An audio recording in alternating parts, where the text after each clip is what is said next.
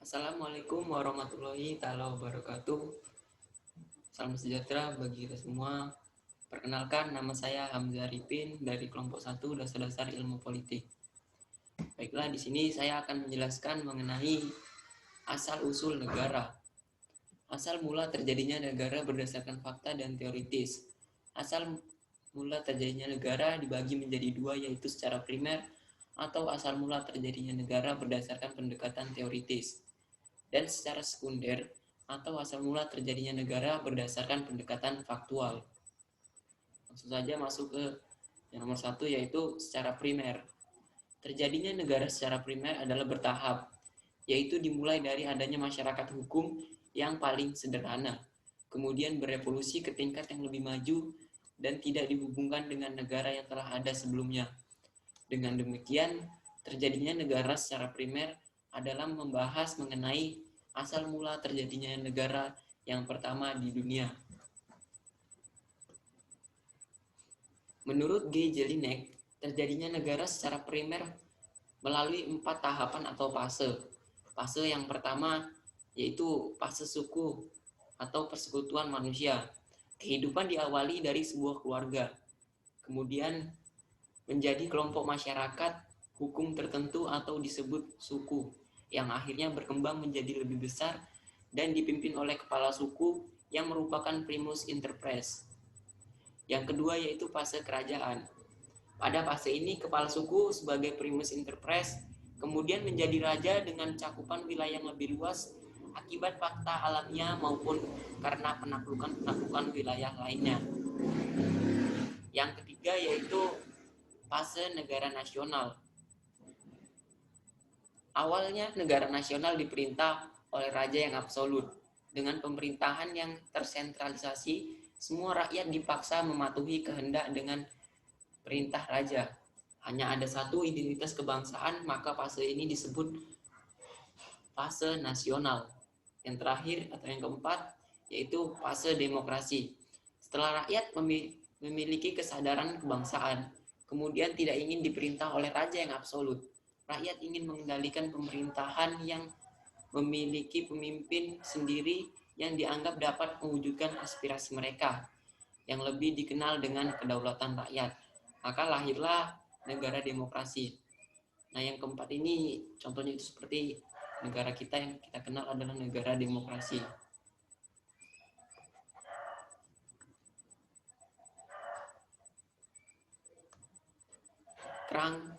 Di samping itu, untuk mempelajari asal mula terjadinya negara, yang pertama dapat pula menggunakan pendekatan teoritis, yaitu suatu pendekatan berdasarkan kerangka pemikiran logis yang hipotesanya belum dibuktikan secara kenyataan.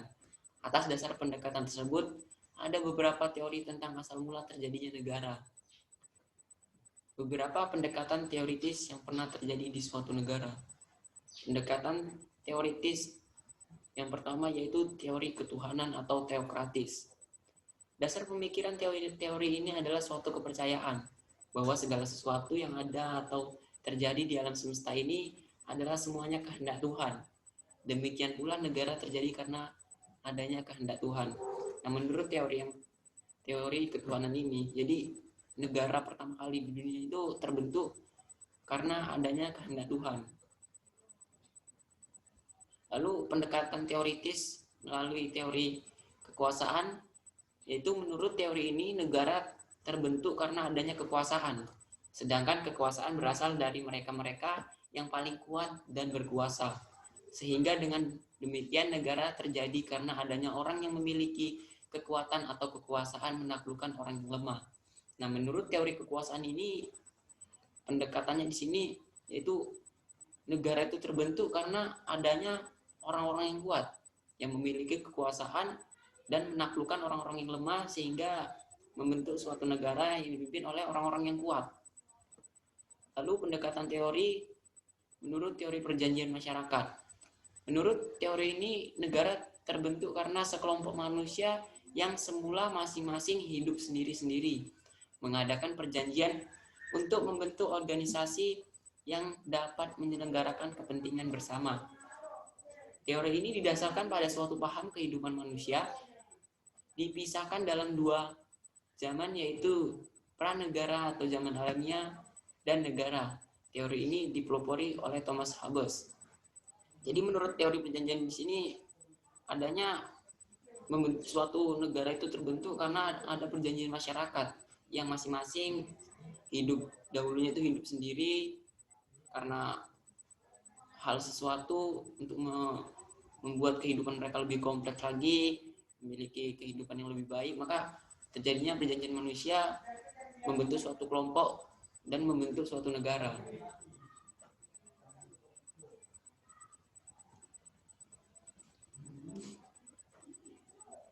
Pendekatan teoritis melalui teori hukum alam. Menurut teori ini, terbentuknya negara dan hukum dengan memandang manusia sebelum ada masyarakat hidup sendiri-sendiri.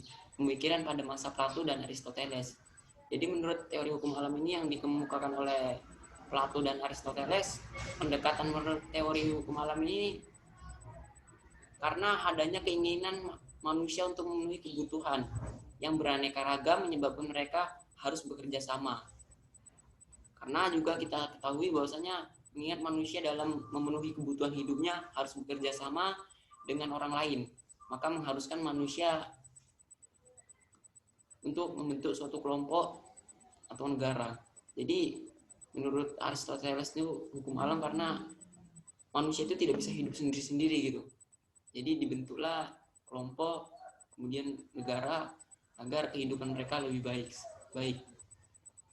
Lalu pendekatan teoritis melalui teori perjanjian manusia. Teori perjanjian manusia menghadapi kondisi alam dan timbullah kekerasan.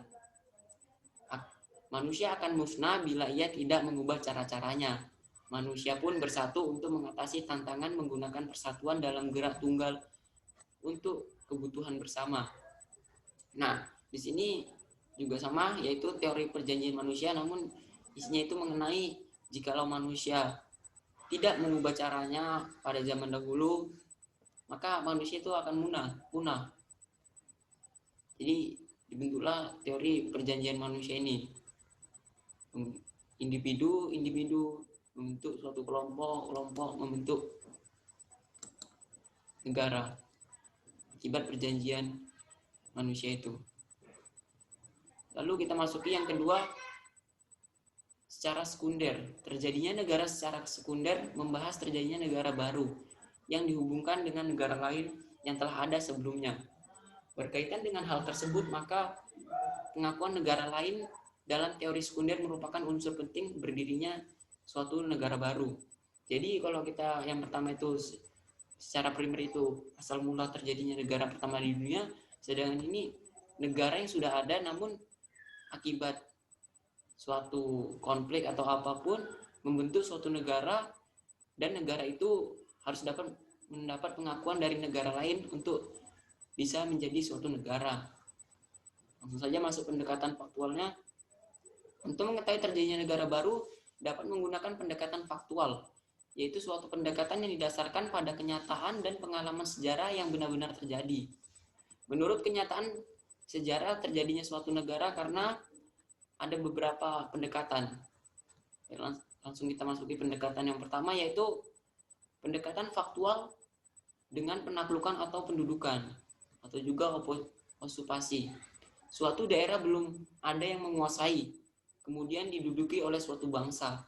Contohnya Liberia diduduki budak-budak negro yang memerdekakan tahun 1847. Nah, ibaratnya kalau kita mengambil contohnya itu ada suatu kelompok datang ke suatu wilayah yang belum terjamak gitu mungkin. Jadi mereka menguasai wilayah tersebut atau menduduki suatu wilayah tersebut, suatu bangsa tersebut, dan membentuk suatu negara baru.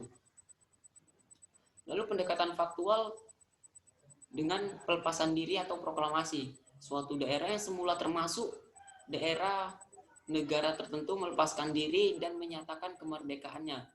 Contohnya Belgia melepaskan diri dari Belanda tahun 1839 dan Indonesia tahun 1945. Nah, menurut pendekatan faktual dari pelepasan atau proklamasi ini bisa kita simpulkan bahwasanya contohnya itu negara kita.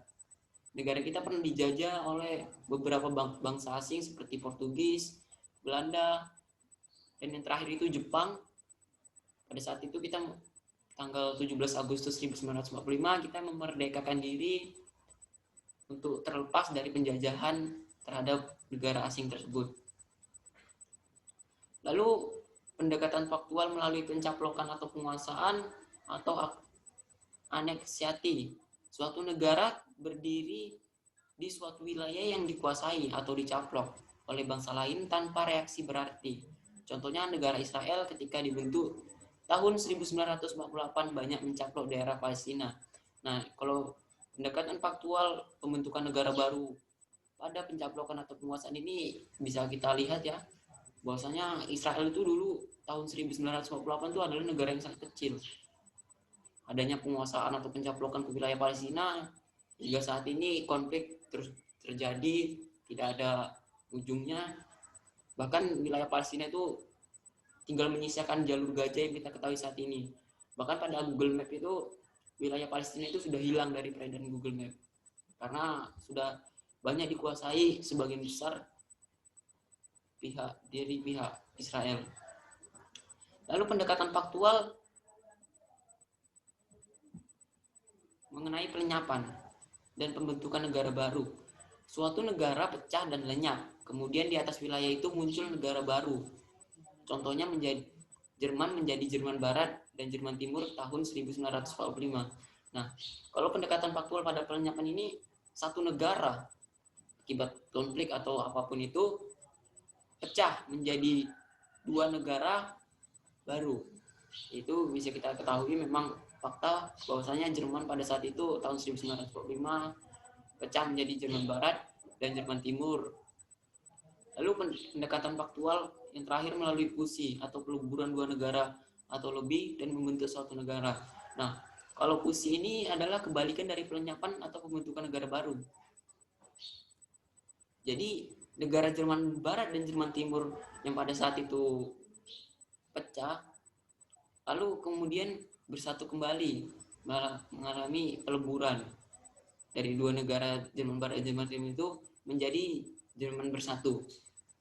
Seperti yang kita ketahui bahwasanya saat ini hanya ada satu negara Jerman, itu akibat peleburan atau fusi tersebut. Mungkin itu saja mengenai asal usul negara menurut secara sekunder atau primer dan secara pendekatan teoritis dan pendekatan faktual. Jikalau ada kekurangan dalam kata-kata saya mohon maaf. Assalamualaikum warahmatullahi wabarakatuh.